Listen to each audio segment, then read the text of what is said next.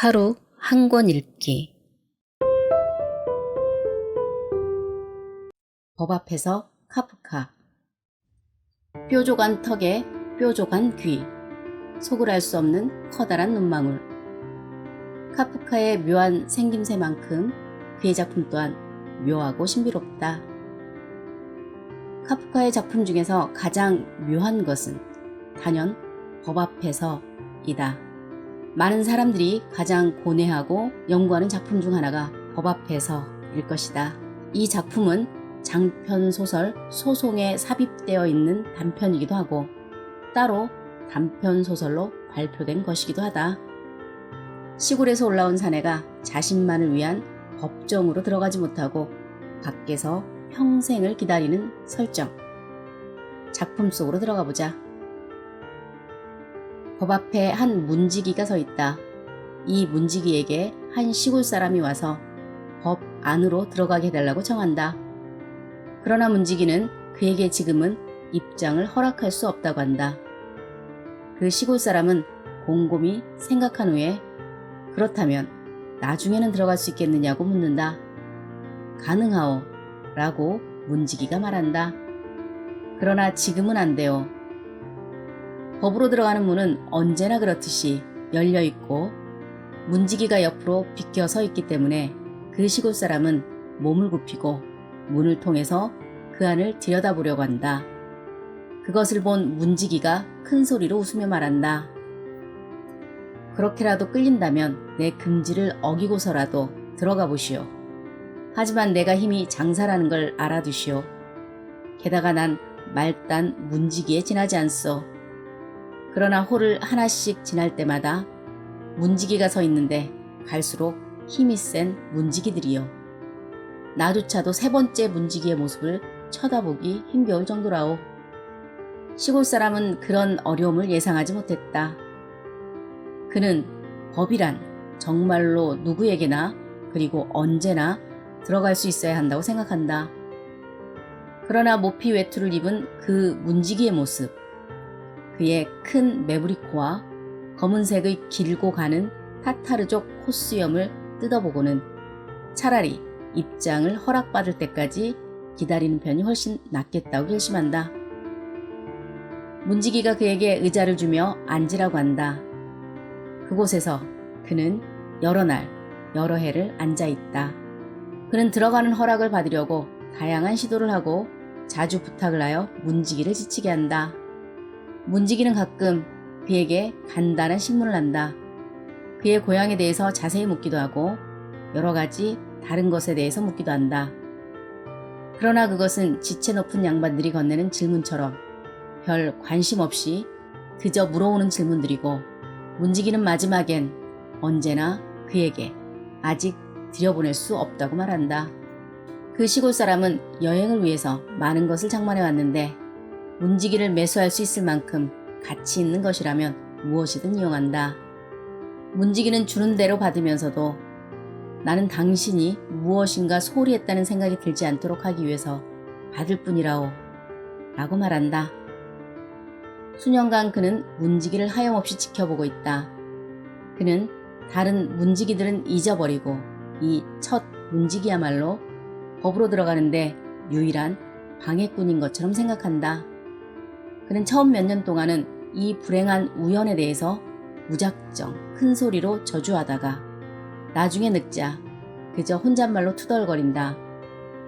그는 어린애처럼 되었고 문지기에 대해서 수년간 열성적으로 관찰한 탓에 모피 깃에 붙어있는 벼룩까지 알아보았으며 그 벼룩에게까지 자기를 도와서 문지기의 마음을 돌리도록 해달라고 부탁하기까지 한다. 마침내 그는 눈이 침침해진다. 그는 자기의 주변이 더 어두워진 것인지 아니면 그의 눈이 착각한 것인지 알 길이 없다. 그러나 그는 이제 그 어둠 속에서 법의 문에서 꺼질 줄 모르는 광채가 흘러나오고 있음을 알게 된다. 이제 그는 더 이상 살지 못할 것이다. 죽기 전에 그의 머릿속에는 그 시간 전부에 대한 모든 경험이 여태까지 문지기에게 물어보지 않았던 하나의 물음으로 집약된다. 그는 문지기에게 눈짓을 한다. 그는 이제 굳어가는 몸을 더 이상 똑바로 일으킬 수 없기 때문이다. 문지기는 그에게 몸을 깊숙하게 숙일 수밖에 없다. 키 차이가 그 시골 남자에겐 매우 불리하게 벌어졌기 때문이다. 아직도 무엇을 더 알고 싶은 거요? 라고 문지기가 묻는다. 당신은 끝없이 바라는군. 시골 남자는 말한다. 모든 사람은 법을 절실히 바랍니다. 그런데 왜 지난 수년간 저 이외에 아무도 입장을 요구하지 않았습니까? 문지기는 그 시골 사람이 이미 임종 가까이 왔음을 알고 희미해진 그의 귀에 들리도록 소리친다. 이곳에서는 당신 위에에는 아무도 입장을 허락받을 수 없다오. 왜냐하면 이 입구는 오로지 당신만을 위한 것으로 정해져 있기 때문이요. 이제 가서 문을 닫아야겠소. 평생을 법 앞에서 서성인 사람, 적극적으로 들어가려고 하기보다는 문지기 말을 듣고 열리기를 기다린 사람, 그를 막아선 문지기, 그리고 법. 이것이 말하고자 하는 말은 무엇일까? 먼저 법을 외부적인 규율로 파악할 수 있다. 법률, 행정적 규약, 도덕적 관습 등이 모두 이에 해당할 수 있다. 이 규율은 그 자체로 금기가 될 수 있다. 그러나 이는 시대의 산물이다. 시대와 상황에 따라 변하고 없어지기도 하고 새로 생기기도 한다. 시골 남자가 죽을 때까지 바뀌지도 열리지도 않는 불변의 성이 아니다. 학생들에 대한 체벌이 만연한 시대에는 체벌금지법이 요청이 되고 교권이 추락하고 학습 지도가 어려울 때는 교권 보호법이 요청된다. 법의 문을 열고 들어가 과감하게 법 앞이 아닌 법 안에서 생성, 변화, 소멸을 논해야 한다. 물론 쉽지는 않다. 그것도 법의 구조와 생리를 잘 모르는 우리 같은 소시민인 시골 남자에게는 더욱 그렇다.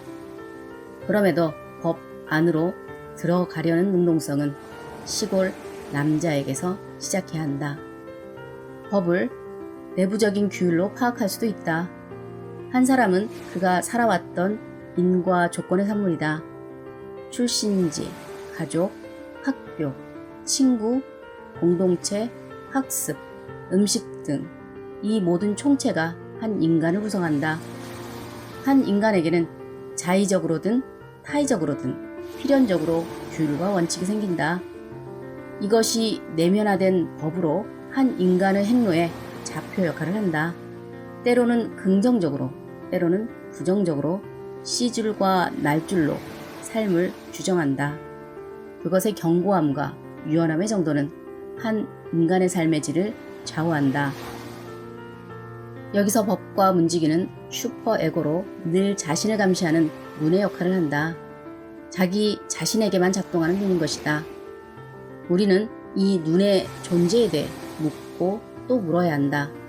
그것이 정당한지, 꼭 필요한 것인지. 그러나 대부분 그 눈 앞에서 눈의 정당성을 묻기보다는 눈에 거슬리지 않기를 선택한다. 죽을 때까지. 지금도 우리는 열리지 않는 법 앞에 서 있다. 오늘 그 법의 정당성을 물어보는 건 어떨지. 마음에 남는 한마디. 이 입구는 오로지 당신만을 위한 것으로 정해져 있기 때문이요. 이제 가서 문을 닫아야겠어.